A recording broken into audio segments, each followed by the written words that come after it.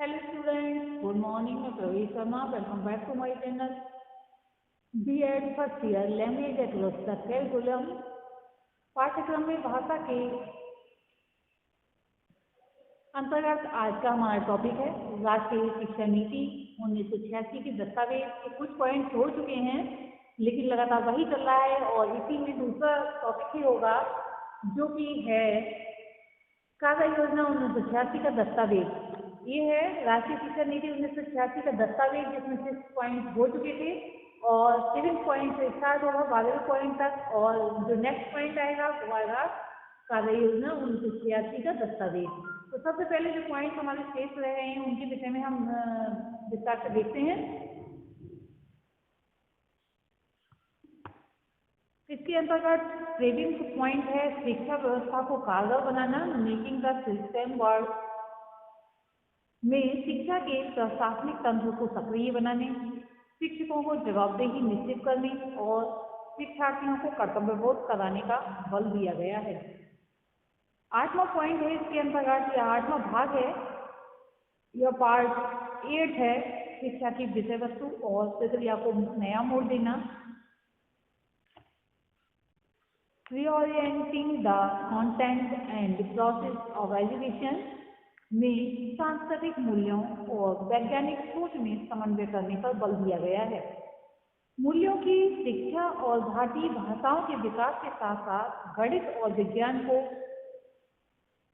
शिक्षा यानी कि गणित और विज्ञान की शिक्षा पर भी विशेष बल दिया गया है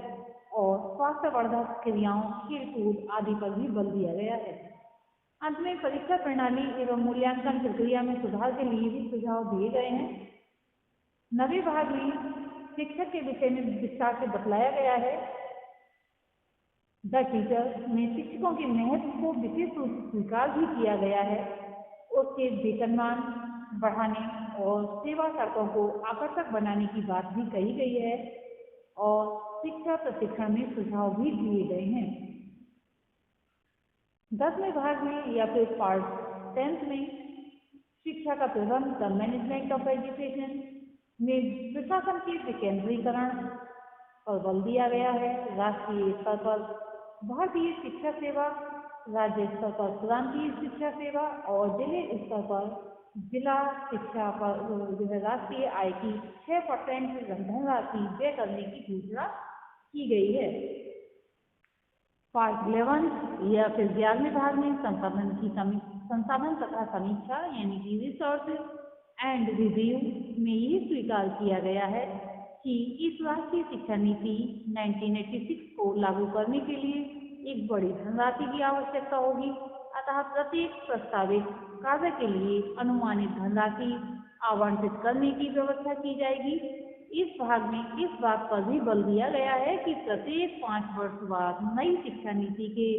क्रियान्वयन और उसके परिणामों की समीक्षा की जाए।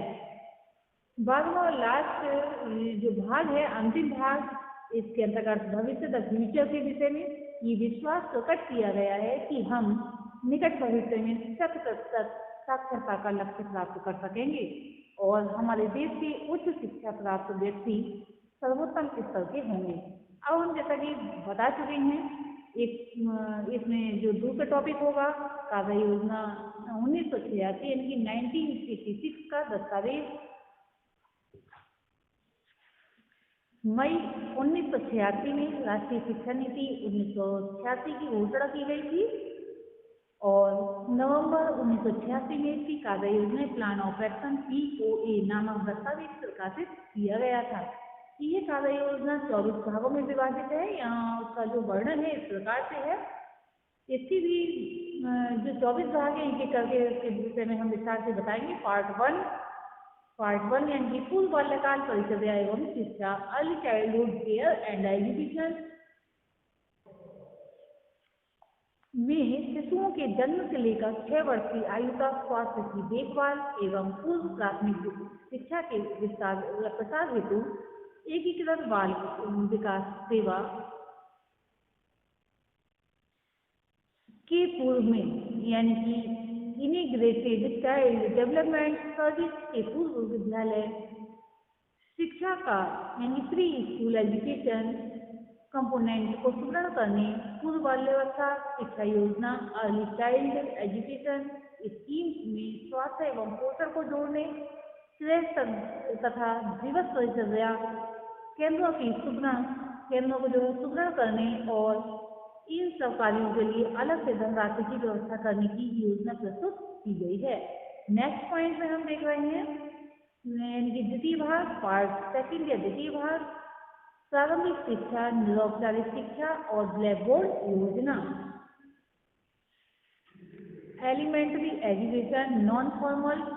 Education and operation blackboard में प्राथमिक शिक्षा की प्राथमिक शिक्षा को सर्वसुलभ बनाने के लिए 1 किलोमीटर की दूरी के अंदर प्राथमिक स्कूल और 3 किलोमीटर की दूरी के अंदर उच्च प्राथमिक स्कूल और आवश्यकता अनुसार निरौपचारिक शिक्षा केंद्र खोलने की बात कही गई है और प्राथमिक स्कूलों की दशा सुधारने के लिए ब्लैक बोर्ड योजना प्रस्तुत की गई है। ब्लैक बोर्ड योजना के अंतर्गत प्राथमिक विद्यालयों की न्यूनतम आवश्यकताओं 2 कमरों का भवन, फर्नीचर, शिक्षण सामग्री, पुस्तकालय सामग्री, खेल सामग्री और कम से कम 2 शिक्षकों की पूर्ति करने और इन सब के लिए धनराशि जुटाने का संकल्प लिया गया है। नेक्स्ट पॉइंट और थर्ड पॉइंट में हम देख रहे हैं माध्यमिक शिक्षा तथा Navodaya Vidyalaya, secondary education and Navodaya Vidyalaya में माध्यमिक शिक्षा के प्रसार एवं उन्नयन के लिए आवश्यकता अनुसार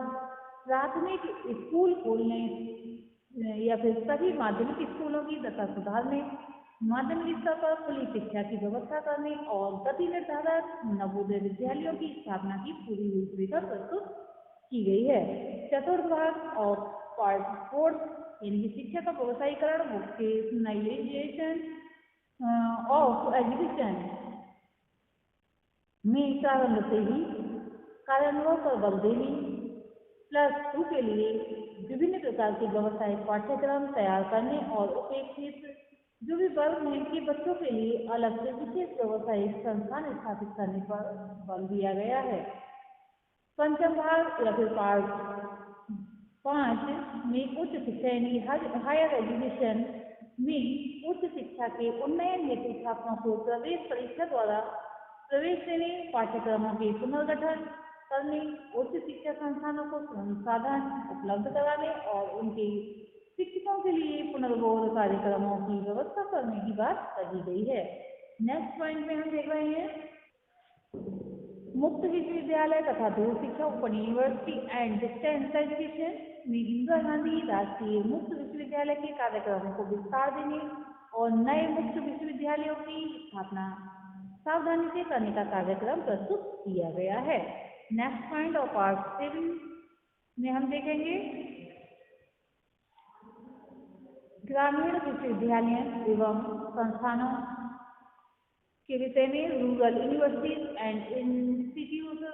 या फिर इंस्टीट्यूट में केंद्रीय ग्रामीण संस्थान परिषद यानी कि central council of rural institute का गठन करने, ग्रामीण विश्वविद्यालयों एवं संस्थानों का पुनर्गठन करने और इन क्षेत्रों के कुछ संस्थानों को स्वायत्तता प्रदान करने की योजना प्रस्तुत की गई है। 8वें भाग में जो है तकनीकी एवं प्रबंधन शिक्षा है, टेक्निकल एंड मैनेजमेंट एजुकेशन में अखिल भारतीय तकनीकी शिक्षा परिषद AICTE एवं राज्यों के तकनीकी शिक्षा बोर्डों को सुदृढ़ करने, कुछ अच्छे तकनीकी तथा प्रबंध शिक्षा संस्थानों को स्वायत्तता प्रदान करने, तकनीकी शिक्षा संस्थानों में अंतर संबंध बढ़ाने और इस क्षेत्र में सतत शिक्षा की व्यवस्था करने की बात कही गई है। नेक्स्ट और 9वें भाग में प्रणाली को कार्यकारी बनाना, मेकिंग द सिस्टम वर्क में समस्याओं के प्रशासन तथा शिक्षकों के लिए मानक तैयार करने, शिक्षक तथा छात्रों की कार्य प्रणाली में सुधार करने और शिक्षा संस्थाओं का मूल्यांकन करने पर बल दिया गया है। नेक्स्ट पॉइंट और 10वें भाग में उपाधियों और रोजगार से विलगता एवं मानव शक्ति का नियोजन के विषय में बताया गया है। राष्ट्रीय परीक्षण सेवा यानी कि नेशनल टेस्ट सर्विस शुरू करना निश्चित किया गया है। अब क्षेत्र विशेष के रोजगार प्राप्त करने के लिए क्षेत्र विशेष के राष्ट्रीय परीक्षण में